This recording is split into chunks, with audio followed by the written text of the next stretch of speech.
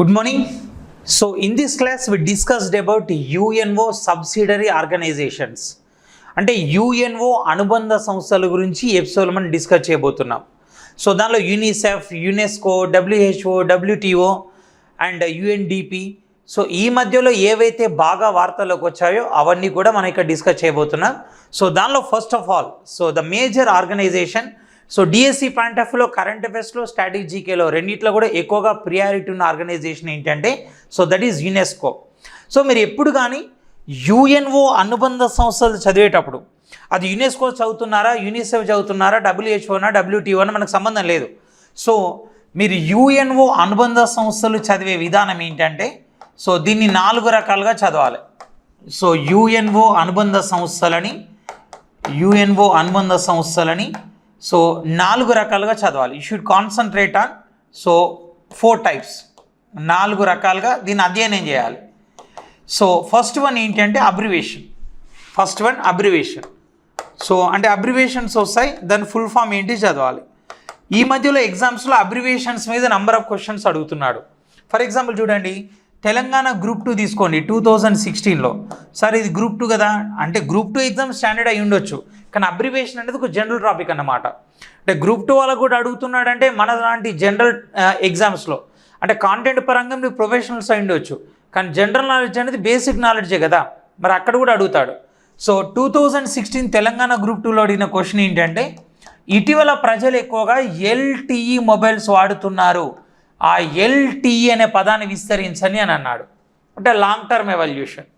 ఇప్పుడు LTE పోయింది, కొత్త మొబైల్ వచ్చింది వివో LTE, అంటే voice over long term evolution. ఇప్పుడు అది కూడా పోయింది, కొత్త మొబైల్ వచ్చింది వివో IP, అంటే వాయిస్ ఓవర్ ఇంటర్నెట్ ప్రోటోకాల్. ఓకేనా? ఇదంతా స్ట్రాటజీకే కాదు, కరెంట్ అఫైర్స్లోని కొత్తగా ఇప్పుడు ChatGPT వచ్చింది. GPT అంటే ఏంటి, AI వచ్చింది అంటే ఏంటి, ఇదంతా జనరల్ అబ్జర్వేషన్ అంతే. అండ్ ఇక 2017లో మనకు FRO ఎగ్జామ్ జరిగింది తెలంగాణలో. FRO అంటే ఫారెస్ట్ రేంజ్ ఆఫీసర్. వాళ్ళకి అడిగిన క్వశ్చన్ ఏంటి, LAN అనే పదాన్ని విస్తరించండి అని అన్నాడు. లోకల్ ఏరియా నెట్వర్క్, స్ట్రాటజీకే అది. ఇక 2019లో ఏపీ కానిస్టేబుల్ మెయిన్స్ ఎగ్జామ్ మనకు మార్చ్ ఎగ్జామ్లో జరిగింది. మార్చిలో జరిగింది మెయిన్స్. వాళ్ళకి ఏమన్నాడంటే, ఇటీవల కేంద్ర ఎన్నికల సంఘం నేత అనే మొబైల్ అప్లికేషన్ ప్రవేశపెట్టింది, దాన్ని విస్తరించండి అని అన్నాడు. నేత అంటే నేషనల్ ఎలక్టోరల్ ట్రాన్స్ఫార్మింగ్ అప్లికేషన్. అదే ఎగ్జాంపుల్ ఇంకేమన్నాడు, ఇటీవల కేంద్ర ప్రభుత్వం PM కుసుమ్ అనే పథకాన్ని ప్రవేశపెట్టింది, ఆ PM కుసుమ్ అనే పదాన్ని విస్తరించండి అని అన్నాడు. అంటే ప్రైమ్ మినిస్టర్ కిసాన్ ఊర్జా సురక్ష ఏవం ఉత్తాన్ మహాభియాన్. ఇవన్నీ ఇటీవల కాలంలో రకరకాల ఎగ్జామ్స్లో వచ్చిన జనరలైజ్డ్ క్వశ్చన్స్ అన్నమాట. అందుకని మీకు వస్తే పర్వాలేదు, మీరు యూనిసెఫ్ చదువుతున్నారో యునెస్కో చదువుతున్నారో సంబంధం లేదు, మీకు వస్తే ఓకే, రాకుంటే దాని అబ్రివేషన్ ఏంటి మొహమాట పడకుండా బట్టి కొట్టాల్సిందే. రెండోది ఏంటంటే లొకేషన్, అంటే హెడ్ క్వార్టర్, అంటే దాని ప్రధాన కార్యాలయం ఎక్కడ ఉంది, లొకేషన్ లేదా హెడ్ క్వార్టర్ అంట. ఓకేనా? మీకు 2018 తెలంగాణ గురుకుల్ టీచర్స్ ఎగ్జామ్లో ఒక క్వశ్చన్ ఇచ్చి దీని హెడ్ క్వార్టర్ ఎక్కడుంది అన్నాడు.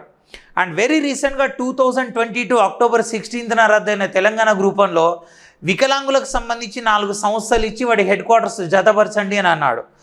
అంటే హెడ్ క్వార్టర్ ఎక్కడ ఉంది. థర్డ్ వన్ ఏంటంటే అపాయింట్మెంట్, అంటే నియామకం. ప్రెసిడెంట్ ఎవరు, లేదా చైర్మన్ ఎవరు, లేదా మేనేజింగ్ డైరెక్టర్ ఎవరు, ఏదో ఒక నియామకం ఉంటుంది కదా, నియామకం. అండ్ 4వది ఏంటంటే స్పెషాలిటీ, అంటే ఇది ఎందుకు వార్తల్లోకి వచ్చింది అని. ఇప్పుడు మనం జీకే కరెంట్ అఫైర్స్ 2 చదువుతున్నాం. ఇక్కడ జీకే కరెంట్ అఫైర్స్ ఏది వస్తుందంటే ఈ అబ్రివేషన్స్, లొకేషన్స్ అనేవి జీకే కిందకి వస్తాయి. అండ్ తర్వాత అపాయింట్మెంట్, స్పెషాలిటీ అనేది కరెంట్ అఫైర్స్ కిందకి వస్తుంది. కాబట్టి ప్రతిసారి జీకే కరెంట్ అఫైర్స్ 2 వేరువేరుగా ఉంటాయి అనడం తప్పు. ప్రతి టాపిక్లో దాని వెయిటేజ్ అనేది కొంచెం ఇంపార్టెన్స్ అనేది మారుకుంటూ పోతుంది అంతే. ఇప్పుడు ప్రతి దాన్ని ఈ కోణంలో చదువుకుంటూ వెళ్దాం, మనకు రీసెంట్గా వార్తల్లో ఉన్న వాటిని. ఒకవేళ ఫ్యూచర్లో కనుక వేరే సంస్థ కనుక వార్తల్లోకి వస్తే ఆల్రెడీ మీకు అవగాహన అయింది కాబట్టి ఈ 4 కోణాల్లో నోట్స్ రాసుకుంటే సరిపోతుంది. ఫస్ట్ వన్ యునెస్కో అన్నాం. What is the meaning of UNESCO? UNESCO stands for, UNESCO full ఫామ్ని కనుక విస్తరిస్తే, జాగ్రత్త చూడండి, ఈ PDFs కూడా మీకు అప్లోడ్ చేస్తున్నాను, టెన్షన్ ఏం లేదు. That is United Nations educational United Nations Educational scientific United Nations educational scientific and cultural organization, scientific and cultural organization, so that is UNESCO, United Nations Educational Scientific and Cultural Organization. So అంటే దీన్నే చెప్పాలంటే మనం ఏమంటామంటే so ఐక్యరాజ్య సమితి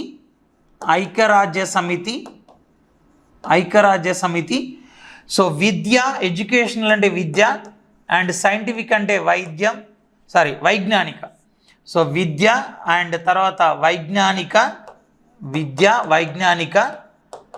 మరియు సాంస్కృతిక సంస్థ, విద్య వైజ్ఞానిక మరియు సాంస్కృతిక సంస్థ అంట. సో యాక్చువల్గా దీని హెడ్ క్వార్టర్ వచ్చేసి సో ప్రధాన కార్యాలయం వచ్చేసి ప్యారిస్లో ఉంది. So Paris is a capital of France. So Paris అనేది ఫ్రాన్స్ దేశానికి రాజధాని, ఓకేనా. అండ్ నెక్స్ట్ వచ్చేసి ఇక్కడ ప్యారిస్ అనేది ఏంటంటే సీన్ అనే నది ఒడ్డున ఉంటుంది, మనకు ఢిల్లీ యమునా నది ఒడ్డున ఉన్నట్టుగా, అండ్ అయోధ్య సరయూ నది ఒడ్డున ఉన్నట్టుగా ఇది సీన్ అనే నది ఒడ్డున ఉంటుంది. ఇక దీని డైరెక్టర్ జనరల్ వచ్చేసి ఏంటంటే మనకు ఆడ్రే అజౌలే అనే వ్యక్తి ప్రస్తుతం యునెస్కోకు డైరెక్టర్ జనరల్గా పనిచేస్తున్నారు. అసలు యునెస్కో లక్ష్యం ఏంటి, ఇది ఎందుకు ఏర్పడింది, సో ఎందుకు కరెంట్ అఫైర్స్లో దీనికి ఇంత ప్రియారిటీ ఉంది అని ఒకసారి కనుక చూసినట్టుంటే ఈ యునెస్కో మేజర్ ఇష్యూ ఏంటంటే దీని ప్రధాన లక్ష్యం ఏంటంటే ఈ క్రింది వాటిని గుర్తించి సంరక్షించాలి.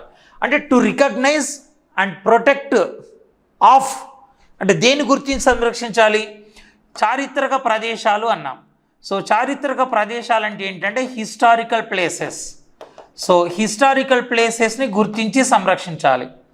అండ్ తర్వాత చారిత్రక కట్టడాలు అన్నాం, అంటే హిస్టారికల్ మాన్యుమెంట్స్. సో చారిత్రక ప్రదేశాలను, చారిత్రక కట్టడాలను అండ్ హిస్టారికల్ సిటీస్ అంటే చారిత్రక నగరాలను, సో వీటిని గుర్తించి సంరక్షించడం అనే ప్రధాన లక్ష్యంతో సో మనకి యునెస్కో అనేది ఏర్పడడం జరిగింది. సో మరి ఇప్పటిదాకా ఎన్ని గుర్తించారు, అసలు ఈ కాన్సెప్ట్ ఎట్లా స్టార్ట్ అయింది అని అంటే 1972 సంవత్సరంలో 1972లో సో ఈ చారిత్రక ప్రదేశాలను అండ్ కట్టడాలను, నగరాలను గుర్తించి ఒక జాబితా రూపొందించాలి అని ఆ జాబితాకు యునెస్కో ప్రపంచ వారసత్వ జాబితా or UNESCO world heritage list అని ఒక పేరు పెట్టారన్నమాట. యునెస్కో ప్రపంచ వారసత్వ జాబితా ఒప్పందం అనేది జరిగింది. ప్రపంచ దేశాల మధ్య ఒప్పందం జరగగానే అమల్లోకి రాదు, దాన్ని 50% దేశాలు రాటిఫికేషన్ చేయాలి, ఆమోదించాలి. సో 50% దేశాలు రాటిఫికేషన్ చేయడంతో ఈ ఒప్పందం 1975 నుంచి అమల్లోకి వచ్చింది. అంటే ప్రపంచవ్యాప్తంగా చారిత్రక ప్రదేశాలను, కట్టడాలను, నగరాలను సో గుర్తించి సంరక్షించే కార్యక్రమం 1975లో స్టార్ట్ అయ్యింది. సో 1975 నుంచి దగ్గర ఇప్పుడు 2023 అని ఇక 24లో గుర్తించలేదు, 23 లాస్ట్ అయిపోయింది కదా. అంటే దగ్గర 48 సంవత్సరాల చరిత్రలో హయ్యెస్ట్ ప్లేసెస్ ఎక్కడ గుర్తించారంటే ఇటలీ గుర్తించారు, ఇటలీ. సో సెకండ్ వచ్చేసి చైనా, అండ్ అదే ఇండియా వచ్చేసి 6th ప్లేస్లో ఉంది. సో ఇండియా వచ్చి 6th ప్లేస్లో ఉంది. ఇండియాలో సో 42 గుర్తించారు ఇప్పటికీ. సో ప్రపంచంలో ఒకసారి చూడండి, ఇప్పటిదాకా హయ్యెస్ట్ గుర్తించబడ్డ ఖండం ఏంటంటే యూరప్, నార్త్ అమెరికా. సో మొత్తం మనకి ఎన్ని గుర్తించారు యూరప్, నార్త్ అమెరికాలో అంటే 550 గుర్తించారు, ఓకేనా. అండ్ నెక్స్ట్ వచ్చేసి అత్యధికంగా ఎక్కడ గుర్తించారంటే Italy first place 59, China second place 57, ఆ తర్వాత France 52, Germany 52, Spain 50, India 42. India 6th ప్లేస్లో ఉంది, మన తర్వాత మెక్సికో ఉంది 35. ఇప్పుడు యునెస్కో ప్రపంచ వారసత్వ జాబితాలో మనం అన్నాం కదా, సో 1972లో ఒప్పందం కుదిరితే సో 1975 నుంచి ప్రపంచవ్యాప్తంగా సో చారిత్రక ప్రదేశాలను, కట్టడాలను, నగరాలను గుర్తించి ఒక జాబితా రూపొందిస్తున్నారు. దాన్నే యునెస్కో వరల్డ్ హెరిటేజ్ లిస్ట్ అనే జాబితా అని పిలుస్తున్నాం కదా. ఈ యునెస్కో వరల్డ్ హెరిటేజ్ లిస్టులో 3 రకాలు ఉంటాయి. ఒకటి ఏంటంటే సహజ ప్రదేశాలు అంటే సో న్యాచురల్ ప్లేసెస్, ఓకేనా. ఆ తర్వాత సహజ ప్రదేశాల తర్వాత సాంస్కృతిక ప్రదేశాలు, సాంస్కృతిక ప్రదేశాలు, ఓకేనా. సో అవి కొన్ని ఉంటాయి. ఆ తర్వాత మిశ్రమ అంటే కల్చరల్ ఇవి కొన్ని ఉంటాయి. ఈ మూడు కలిసి భారతదేశంలో మొత్తం 42 ఉన్నాయి. 42. మరి ఏవేవి ఎన్ని ఉన్నాయి? సారీ ఆల్రెడీ ఇక్కడ పీపీటీ ఉంది. మనకు సహజ ప్రదేశాలు అండ్ తర్వాత వచ్చేసి సాంస్కృతిక అండ్ మిశ్రమ మొత్తం కలిపి ఇవి 42 ఉన్నాయి దేశంలో. సో మరి దేని నుంచి ఎన్ని ఉన్నాయి అంటే చూడండి. సో సాంస్కృతిక ప్రదేశాలు వచ్చి 34 ఉన్నాయి, ఓకేనా. అండ్ సహజ ప్రదేశాలు వచ్చి 7 ఉన్నాయి, మిశ్రమ వచ్చి 1 ఉన్నాయి. మొత్తం కలిసి భారతదేశంలో ఎన్ని ఉన్నాయంటే 42 ఉన్నాయి. మొత్తం కలిసి ఎన్ని ఉన్నాయి భారతదేశంలో? సో ఇండియాలో యునెస్కో ప్రపంచ వారసత్వ జాబితాలో ఉన్నవి ఎన్ని అంటే యునెస్కో వరల్డ్ హెరిటేజ్ లిస్ట్, ప్రపంచ వారసత్వ జాబితాలో ఉన్నవి ఎన్ని అంటే 42 ఉన్నాయి. 42. ఈ 42లో మనం 40+2 అని రాసుకోవాలి. ఎందుకు 40+2 అంటే ఈ రెండు అనేవి మనకు 2023 సంవత్సరంలో గుర్తించబడ్డవి లేదా 2023 సంవత్సరంలో చేర్చబడినవి. 2023 సంవత్సరంలో చేర్చబడినవి, ఓకేనా. ఇది ఇష్యూ, ఓకే. సరే, మొత్తం 42లో మరి సహజ ప్రదేశాలు ఎన్ని అన్నాం? 7 అన్నాం. సాంస్కృతిక ప్రదేశాలు ఎన్ని అన్నాం? 34 అన్నాం. మిశ్రమ 1 అన్నాం. ఏంటంటే చూద్దాం. సహజ ప్రదేశాలు 7. ఒకటి కజిరంగా నేషనల్ పార్క్, అస్సాంలో ఉంటుంది. ఇది ఒంటి కొమ్ము ఖడ్గమృగాలకు చాలా ఫేమస్. 1985లో దీన్ని గుర్తించారు యునెస్కో వాళ్ళు. And Manas wildlife sanctuary, Manas వన్యమృగ సంరక్షణ కేంద్రం అస్సాంలో ఉంది. 1985లో గుర్తించారు. And Keoladeo national park Rajasthan, ఇది రాజస్థాన్లోని భరత్పూర్లో ఉంటుంది. దీన్నే భరత్పూర్ శాంక్చురీ అని కూడా పిలుస్తారు. దీన్ని కూడా 1985లోనే యునెస్కో ప్రపంచ వారసత్వ జాబితాలో చేర్చారు. అండ్ తర్వాత సుందర్బన్స్ నేషనల్ పార్క్. సుందర్బన్స్ అనేది ప్రపంచంలోనే అతిపెద్ద మాంగ్రూ అడవులు గలదన్నమాట. ప్రపంచంలోనే అతిపెద్ద మాంగ్రూ అడవులు. మాంగ్రూ అడవులను ఏంటి అంటామంటే మడ అడవులు, మాంగ్రూ లేదా మడ అడవులు గలది. ఇది మన ఏపీలో కూడా ఉంది. ఇప్పుడు కోరంగి కాకినాడలో ఉంది. ఇది 1987లో దీన్ని గుర్తించారు. 87. అండ్ నెక్స్ట్ వచ్చేసి Nanda Devi and valley of flowers national parks ఉత్తరాఖండ్లో ఉంది ఇది. దీన్ని 1988లో గుర్తించారు. అండ్ వెస్టర్న్ ఘాట్స్ పశ్చిమ కనుమలు 2012లో గుర్తించారు. గ్రేట్ హిమాలయన్ నేషనల్ పార్క్, ఇది హిమాచల్ ప్రదేశ్లో ఉంటుంది. హిమాచల్ ప్రదేశ్లోని మనకు హిమాచల్ ప్రదేశ్ రాజధాని సిమ్లా ఉంది కదా, ఈ సిమ్లాకు దగ్గరగా ఉంటుంది. దీన్ని 2014లో గుర్తించారు. ఇవి 7 సహజ ప్రదేశాలు. ఇక నెక్స్ట్ మిశ్రమ అంటే ఇది సహజ ప్రదేశం అండ్ మిశ్రమ ప్రదేశం. That is Kanchenjunga national park Sikkim. Kanchenjunga national park Sikkim. కజిరంగానేమో సహజ, కాంచన్జంగానేమో మిశ్రమ. సిక్కింలో 2016లో గుర్తించారు. ఇక నెక్స్ట్ నగరాలు మొత్తం 42 గుర్తించబడితే అందులో 2 నగరాలు ఉన్నాయి. ఒకటి అహ్మదాబాద్ 2017, 2 జైపూర్ సిటీ రాజస్థాన్ 2019. అంటే యునెస్కో జాబితాలో గుర్తించబడ్డ మొట్టమొదటి చారిత్రక నగరం ఏంటంటే అహ్మదాబాద్ అన్నమాట. ఇక సాంస్కృతిక ప్రదేశాలు మిగిలిన మొత్తం సాంస్కృతిక ప్రదేశాల కిందకి వస్తాయి. ఇప్పుడు నేను ఏం చెప్పాను? యునెస్కో వరల్డ్ హెరిటేజ్ లిస్ట్ ఏదైతే ఉందో, యునెస్కో ప్రపంచ వారసత్వ జాబితా ఏదైతే ఉందో, ఈ యునెస్కో ప్రపంచ వారసత్వ జాబితాలో మనకు హైయెస్ట్ ప్లేసెస్ ఇటలీ నుంచి గుర్తించారు. ఇటలీలో మొత్తం 59 ఉన్నాయి, ఓకేనా.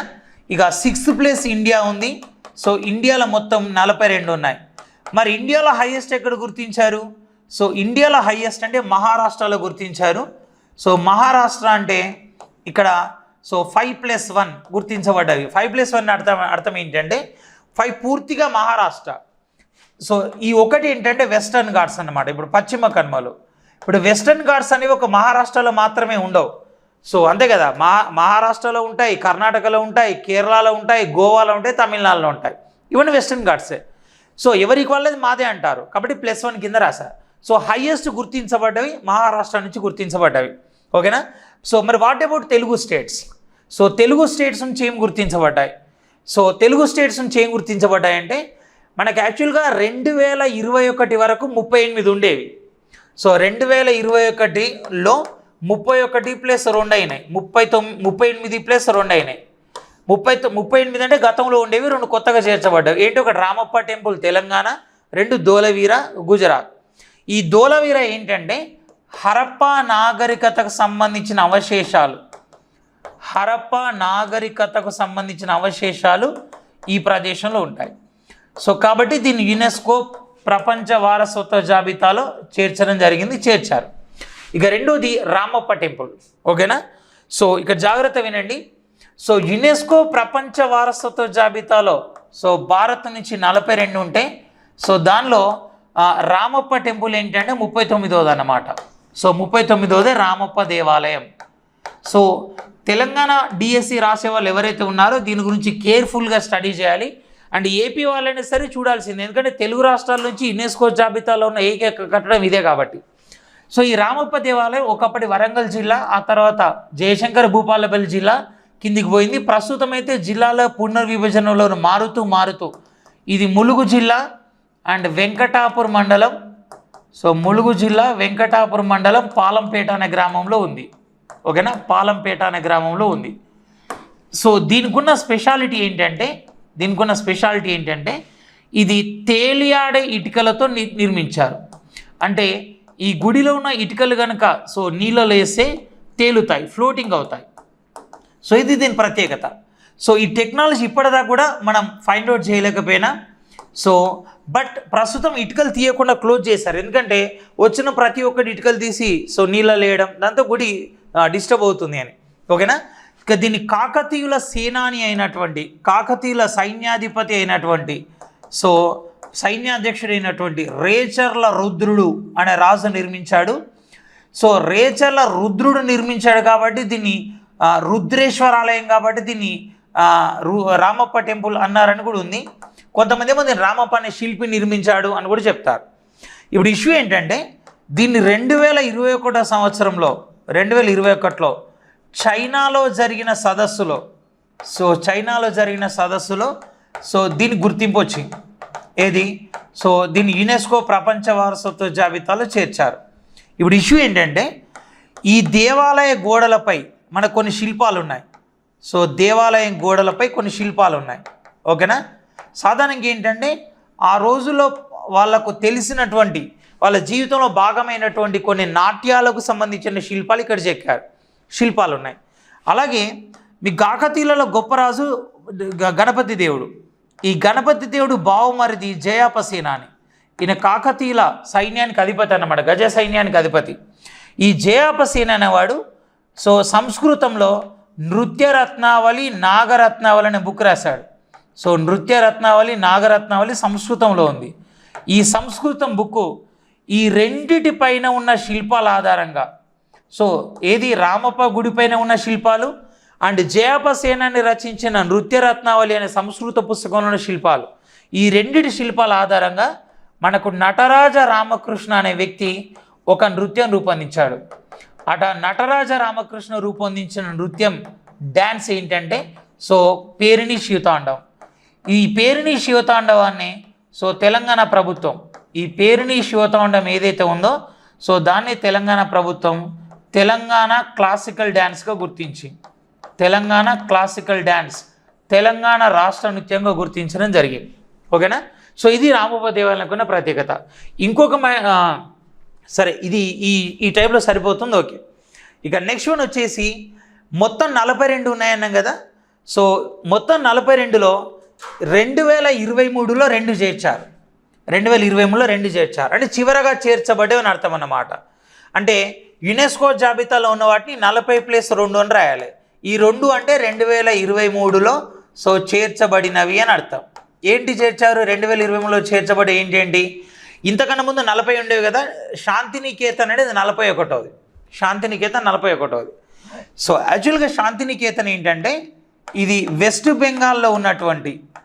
బెంగాల్ సమీపంలో ఉన్నటువంటి బోల్పూర్ అనే గ్రామ సమీపంలో సో దీని నిర్మాణం జరిగింది. దీన్ని నిర్మించారు. ఎవరు నిర్మించారు? మనకి రవీంద్రనాథ్ ఠాగూర్ వాళ్ళ నాన్న, సో రవీంద్రనాథ్ ఠాగూర్ వాళ్ళ నాన్న సో దేవేంద్రనాథ్ ఠాగూర్ దీన్ని నిర్మించాడు. దేవేంద్రనాథ్ ఠాగూర్ సో దీన్ని నిర్మించారు. యాక్చువల్గా దేవేంద్రనాథ్ ఠాగూర్ చాలా విషయాల్లో లబ్ధ ప్రతిష్ఠులు. యాక్చువల్గా దేవేంద్రనాథ్ ఠాగూర్ బ్రహ్మ సమాజ స్థాపకులు ఒకరు. యాక్చువల్గా బ్రహ్మ సమాజాన్ని రాజా రామ్మోహన్ రాయ్ స్థాపించినప్పటికీ ఆయన వెనుక చాలామంది కీ పర్సన్స్ ఉన్నారు. అలా బ్రహ్మ సమాజ స్థాపకులు ఒకరైనటువంటి దేవేంద్రనాథ్ ఠాగూర్ దీన్ని స్థాపించారు. దేవేంద్రనాథ్ ఠాగూర్ మనకి తత్వబోధిని సభ అండ్ తర్వాత తత్వబోధిని పత్రిక, సో ఈయన రెండు కూడా నడిపాడు. సో తత్వబోధిని సభ అండ్ తర్వాత వచ్చేసి తత్వబోధిని పత్రిక, సో ఈ రెండు నడపడం జరిగింది దేవేంద్రనాథ్ ఠాగూర్. ఓకేనా. సో ఇంకా చెప్పాలంటే ఈ దేవేంద్రనాథ్ ఠాగూర్కి ఇద్దరు కొడుకులు ఉన్నారు కదా. ఒకడు ఎవరంటే సత్యేంద్రనాథ్ ఠాగూర్, సో సన్స్. దేవేంద్రనాథ్ ఠాగూర్కి ఇద్దరు కొడుకులు ఉన్నారు, సన్స్. సో దానిలో సత్యేంద్రనాథ్ ఠాగూర్. సో సత్యేంద్రనాథ్ ఠాగూర్ స్పెషాలిటీ ఏంటంటే ఈయన ఫస్ట్ ఐసిఎస్ ఇన్ ఇండియా. స్వాతంత్రానికి ముందు ఐఏఎస్లను ఐసిఎస్ అనేవాళ్ళు. ఐసిఎస్ అంటే ఇండియన్ సివిల్ సర్వెంట్స్ అని. అంటే భారతదేశంలో మొట్టమొదటి ఐఏఎస్ అధికారి సత్యేంద్రనాథ్ ఠాగూర్.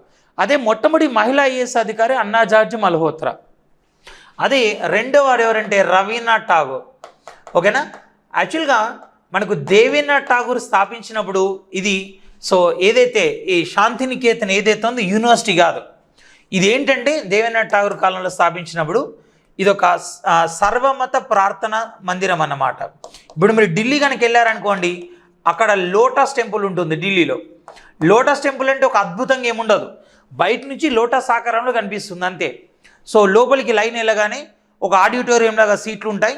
సో ఫస్ట్ హిందూ మతానికి సంబంధించిన భగవద్గీత తీసుకొచ్చి ఒక వాక్యం చెప్పి దాని అర్థం చెప్తారు. తర్వాత బైబిల్, ఖురాన్, ఒక్కొక్క మత గ్రంథం తీసుకొచ్చి దాని అర్థాలు చెప్పి ఒక 2 నిమిషాలు మెడిటేషన్ చేసి పంపిస్తారు అంతే, అందులో ఏముండదు. అలా ఇది ఒక సర్వమత ప్రార్థన మందిరం. కానీ సో ఠాగూర్ ఏం చేస్తాడంటే సర్వమత ప్రార్థన మందిరంగా ఉన్నటువంటి శాంతినికేతన్ను, సర్వమత ప్రార్థన మందిరంగా ఉన్న శాంతినికేతన్ను ఈయన యూనివర్సిటీగా మార్చాడు. ఈరోజు శాంతినికేతన్ అనగానే చాలామందికి యూనివర్సిటీ గుర్తుకొస్తుంది, కానీ యాక్చువల్గా ఇది స్థాపించబడ్డది సర్వమత ప్రార్థన మందిరంగా స్థాపించబడ్డది. అండ్ దేవేంద్రనాథ్ ఠాగూర్ వాళ్ళ ఫాదర్, దేవేంద్రనాథ్ ఠాగూర్ వాళ్ళ ఫాదర్ ఎవరైతే ఉన్నారో ద్వారకానాథ ఠాగూర్. ద్వారకానాథ ఠాగూర్, ఈ ద్వారకానాథ ఠాగూర్ ప్రత్యేకత ఏంటంటే సో ఫస్ట్ ల్యాండ్ భారతదేశంలో మొట్టమొదటి జమీందారుల సంఘానికి అధ్యక్షుడు. మన భారతదేశంలో జమీందారుల సంఘం సో ఏర్పడింది ఈయనతోనే. సో ఈయన 1830 సంవత్సరంలో సో మన దేశంలో మొట్టమొదటి జమీందారుల సంఘానికి అధ్యక్షుడిగా పనిచేయడం జరిగింది. సో ఇవి ఇష్యూస్. ఓకేనా. సో నెక్స్ట్ వన్ వచ్చేసి ఇక 42వది. సో యాక్చువల్గా 2023లో మనకి 2 చేర్చారన్న, దానిలో 41వది శాంతినికేతన్ అయితే 42వది sacred ensembles of the Hoysalas. అంటే దీన్ని సింపుల్గా తెలుగులో చెప్పాలంటే ఏంటంటే హొయసాల దేవాలయాలు అంటాం. హొయసాల దేవాలయాలు, హొయసాల దేవాలయాలు. హొయసాల దేవాలయాలు మన కర్ణాటకలో ఉన్నప్పటికీ సో ఇవి చాలా ప్లేస్లో విస్తరించి ఉన్నాయి. యాక్చువల్గా హొయసాల టెంపుల్స్ ఆర్ హొయసాల దేవాలయాలు విస్తరించిన ప్రదేశాలు అంటే ఇది ఒక్క ఊరిని చేర్చలేదు. ఆ టెంపుల్స్ ఎన్ని గ్రామాల్లో ఉన్నాయో అన్ని గ్రామాలు కూడా యునెస్కో జాబితాలో ఉన్నట్టే. ఓకేనా. హొయసాల దేవాలయాలు గల ప్రదేశాలు. సో ఏ ప్రదేశాల్లో హొయసాల దేవాలయాలు పెట్టారంటే ఒకటి బేలూరులో ఉంది, ఆ తర్వాత హలిబేడు, ఆ తర్వాత సోమనాథపుర. సో ఈ 3 ప్రాంతాల్లో కూడా మనకు హొయసాల దేవాలయాలు ఉన్నాయి. సో దీన్ని యునెస్కో ప్రపంచ వారసత్వ జాబితాలో చేర్చారు 42వ ప్రదేశంగా. ఇక నెక్స్ట్ 2024లో యునెస్కో ప్రపంచ వారసత్వ జాబితాని ఇంకా ప్రకటించలేదు. కానీ 2024లో గుర్తింపు కోసం భారత్ నుండి ప్రతిపాదించబడ్డవి అంటే మనం పేర్లు పంపినాం. సో అంటే ఇది గుర్తించాలని రూల్ ఏం లేదు, పంపినాం పేర్లు. ఏంటి సో మొత్తం 12 ఛత్రపతి శివాజీ కోటలు. So Chhatrapati Shivaji military forts. So Chhatrapati Shivaji కోటలు. మామూలుగా ఛత్రపతి శివాజీ అనగానే ఎక్కడ ఉంటుంది? సో శివాజీ క్యాపిటల్ ఏంటంటే రాయ్గఢ్. శివాజీ సామ్రాజ్యం ఏదైతే ఉందో దాని capital Raigad. So Raigad in Maharashtra. ఓకేనా. సో ఈ రాయ్గఢ్ చుట్టుపక్కల ఉన్నటువంటి 11 కోటలు ప్లస్ తమిళనాడులో ఉన్నటువంటి గింజికోట, తమిళనాడులో ఉన్నటువంటి గింజికోట. ఏంటి తమిళనాడుకు ఛత్రపతి శివాజీకి సంబంధం ఏంటి అంటే తమిళనాడు గింజికోట కూడా శివాజీ కట్టాడు. శివాజీ యాక్చువల్గా ఆయన రాజధాని రాయ్గఢ్కు అండ్ అక్కడ ఉన్న దానికి దగ్గర దగ్గర 560 మైళ్ళ దూరం. మరి ఎందుకో ఫ్యూచర్లో కట్టాడు, ఫ్యూచర్ అవసరాల కోసమని ఇప్పటికి కూడా ఒక పెద్ద మిరాకిల్ అన్నమాట. సో అట్లా భారతదేశం నుంచి ఇప్పటికీ 42 ఉండగా మరో 12 ఛత్రపతి శివాజీ కోటలు ప్రతిపాదించబడ్డాయి. అంటే రేపు కనుక వీటి గుర్తింపు వచ్చింది అనుకోండి 42 + 12 అనకూడదు, జస్ట్ 42 + 1 అంతే, మళ్ళీ 12 అనకూడదు, అది మొత్తం కలిపి ఒకటి ఛత్రపతి శివాజీ సైనిక కోటలు అని అంటాం అంతే. ఓకేనా. సో ఇక నెక్స్ట్, ఈరోజు భారత కరెన్సీ పైన ముద్రించబడ్డ ప్రతి చిహ్నం కూడా యునెస్కో ప్రపంచ వారసత్వ జాబితా నుంచే వచ్చింది. సో ఫర్ ఎగ్జాంపుల్ తీసుకోండి మీరు, సో ఎర్రకోట, రెడ్ ఫోర్ట్ అనేది ఉంది. ఎర్రకోట యాక్చువల్గా రెడ్ ఫోర్ట్, ఎర్రకోట ఏదైతే ఉందో సో దీన్ని 2007లోనే యునెస్కో ప్రపంచ వారసత్వ జాబితాలో చేర్చారు. ఓకేనా. సో దీని నిర్మాత, సో ఎర్రకోట నిర్మాత ఎవరు? షాజహాన్. షాజహాన్ అనే రాజు ఎర్రకోట నిర్మించాడు. సో ప్రతి సంవత్సరం మనకి ఆగస్టు 15 సో ఇండిపెండెన్స్ డే, స్వాతంత్ర ఉత్సవాలు ఏవైతే ఉన్నాయో సో ఎవ్రీ ఇయర్ మనకు రెడ్ ఫోర్ట్, సో ఎర్రకోట దగ్గర జరుగుతాయి. ఎర్రకోట. అలాగే ప్రతి సంవత్సరం జనవరి 26 గణతంత్ర ఉత్సవాలు ఆర్ రిపబ్లిక్ డే సెలబ్రేషన్ ఏవైతే ఉన్నాయో సో వచ్చేసి మనకు రాజ్పథ్ దగ్గర జరుగుతాయి. బట్ రీసెంట్గా రాజ్పథ్ పేరే మన కర్తవ్యపథ్గా మార్చారు, కర్తవ్యపథ్. బట్ ఎర్రకోట దగ్గర ప్రైమ్ మినిస్టర్ జెండా ఎగరేస్తాడు, రాజ్పథ్ దగ్గర ప్రెసిడెంట్ ఆఫ్ ఇండియా సో జెండా ఎగరేస్తారు. So I mean so flag ఎగరవేయడం ఉండదు, ఇట్లా అన్పోర్లింగ్ చేస్తారు. అంటే ఇప్పుడు ఎవరు ఎక్కువ సంవత్సరాలు పరిపాలిస్తే అన్నిసార్లు ఆగస్టు వస్తుంది, అంటే అన్నిసార్లు జెండా ఎగరేస్తారు. సో ఇప్పుడు భారతదేశ చరిత్రలో ఎర్రకోటపై అత్యధిక సార్లు జెండా ఎగరవేసిన ప్రధాని, సో ఎర్రకోటపై అత్యధిక సార్లు జెండా ఎగరవేసిన ప్రధాని, ఎర్రకోటపై అత్యధిక సార్లు జెండా ఎగరవేసిన ప్రధాని సో ఎవరైతే ఉన్నారో సో ఒకటి నెహ్రూ. సో నెహ్రూ వచ్చేసి మనకి సో 16 సంవత్సరాల 280 రోజుల దాకా పరిపాలించాడు, ఆయన 17 టైమ్స్ ఫ్లాగ్ ఎగరేశాడు. అండ్ రెండోది వచ్చేసి ఇందిరా, ఆమె 15 సంవత్సరాల 300 రోజుల దాకా పరిపాలించింది, 16 సార్లు జెండా ఎగరేసింది. అండ్ తర్వాత వచ్చేసి మన్మోహన్ సింగ్ అండ్ తర్వాత మోడీ. సో మన్మోహన్ సింగ్ అండ్ నరేంద్ర మోడీ గారు ఇద్దరు కూడా మనకు వచ్చేసి 10 times each person so flag హోస్టింగ్లో 10 టైమ్స్ పాల్గొన్నాడు. ఓకే. సో నెక్స్ట్ వచ్చేసిగా సో 200. సో 200 పైన మనకు సాంచీ స్తూపం ఉంది.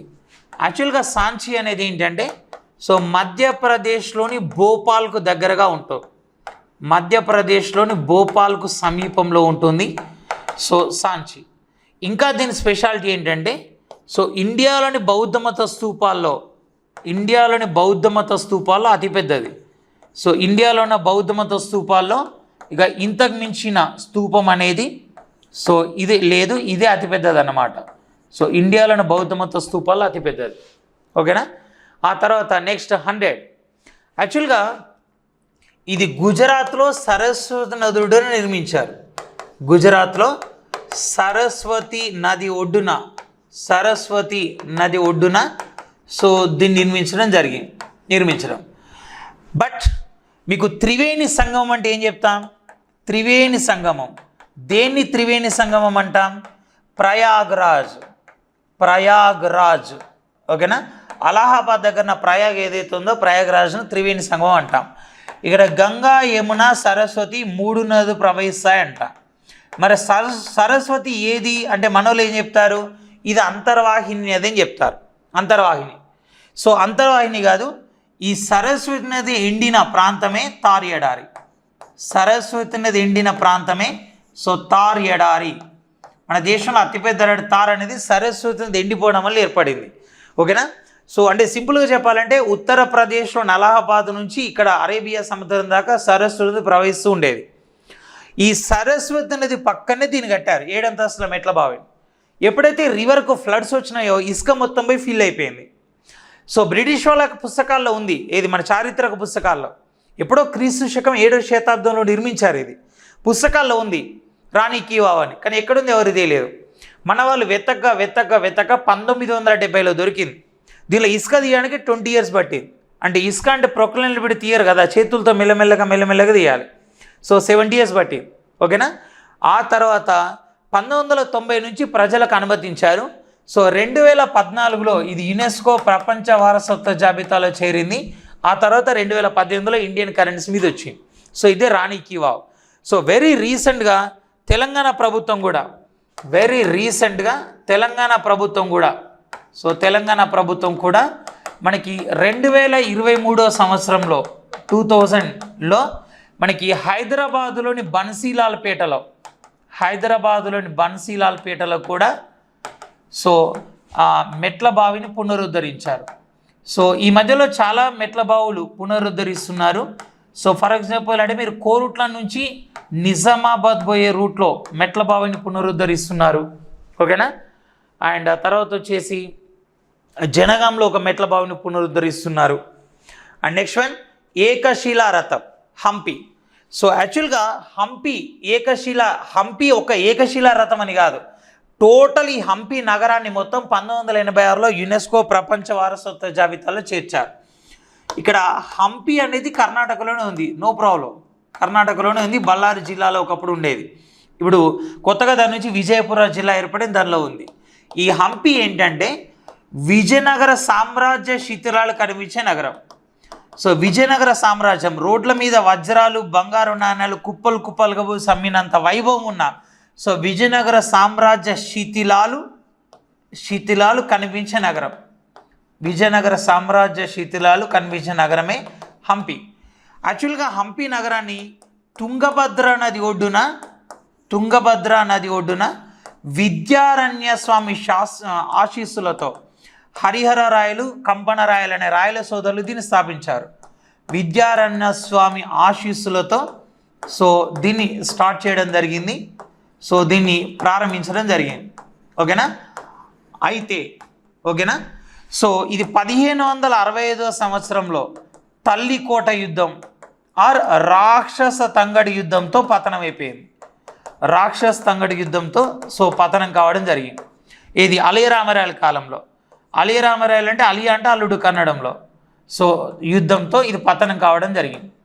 సో చాలామంది అంటారు వజ్రాలు కుప్పలుగా సమ్మారా అని.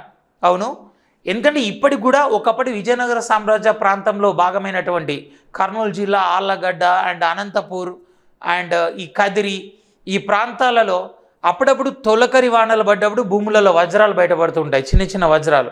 చాలామంది దాన్ని సెర్చ్ చేయడం కోసం దేశంలో చాలా ప్రాంతాల నుంచి ఆ ప్రాంతానికి వస్తారు అప్పుడు తొలకరి వర్షాలు పడ్డప్పుడు. ఓకే, దీని మీద రకరకాల థీసిస్ ఉన్నాయి. సో నెక్స్ట్ వచ్చేసి ఎల్లోరా గుహలు మహారాష్ట్రలో ఉన్నాయి. సో ఎల్లోరా గుహలు చాలా ఉన్నాయి, బట్ ఈ కరెన్సీ మీద ముద్రించబడ్డది ఏంటంటే ఎల్లోరా కైలాసనాథ దేవాలయం. సో ఏ దేవాలయమైనా సో ఫస్ట్ రాళ్ళు కింది నుంచి పేర్చుకుంటూ పోతారు. బట్ ఇది రాళ్ళు పేర్చుకుంటూ మొత్తం ఇక్కడ పైన ఇప్పుడు గుట్ట ఇదంతా లోయ, ఇదంతా గుట్టలాగా ఉండేది. ఈ గుట్టను చెక్కుంటూ వచ్చారు. ఫస్ట్ పైన చెక్కారు, తర్వాత కిందికి వచ్చారు, తర్వాత కిందికి చెక్కారు. ఈ ఏనుగులు, మెట్లు, ఈ శిల్పాలు, ఈ గుడి లోపల ఉన్న లింగం, ఈ డోర్స్ అన్నీ ఒకటే రానిచ్చి చెక్కినాం అన్నమాట. ఒక ప్రపంచ అద్భుతం. కనీసం 3-4 వేల ట్రక్కుల రాయైనా బయటపడి ఉంటుంది చెక్కితే. అంటే మరి రాయి ఎక్కడ డిపాజిట్ చేశారనేది ఇంతదాకా దాని ఆనవాళ్ళు ఏం దొరకలేదు మనకి. అండ్ 10 సూర్య దేవాలయం, కోనార్క్ సూర్య దేవాలయం. మనకు కోనార్క్ సూర్య దేవాలయం ఒడిశాలో ఉంది. దీన్ని 1984లో యునెస్కో ప్రపంచ వారసత్వ జాబితాలో చేర్చడం జరిగింది. ఓకేనా.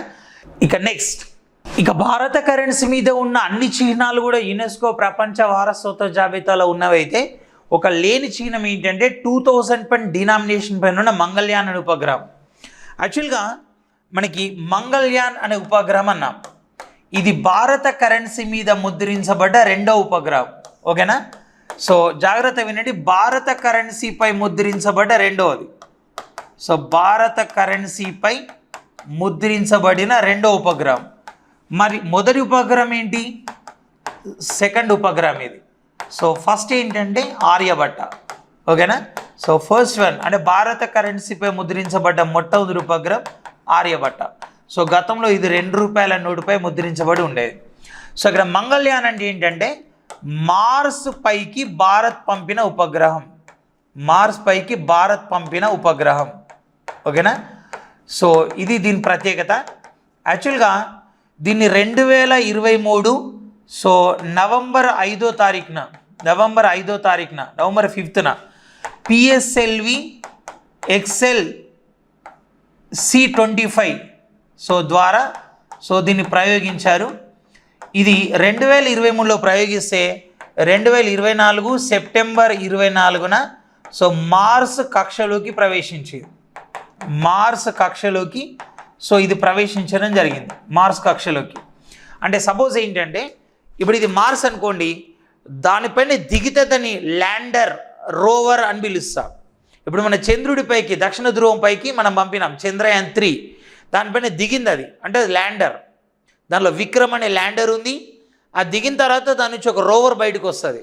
ఓకేనా. సో ప్రజ్ఞాన్ అనే రోవర్ ఉంది. కానీ ఇది మంగళయాన్ అలా కాదు. ఇది మార్స్ అనుకోండి, దాని కొంత ఎత్తులో ఉండి దాని చుట్టూ తిరిగి ఇన్ఫర్మేషన్ సేకరిస్తుంది. ఈ ఇన్ఫర్మేషన్ సేకరించడం కోసం ఆ గ్రహానికి కొంత ఎత్తులో ఉంటుంది అన్నాం కదా, ఆ మార్గాన్ని మనం కక్ష అంటాం.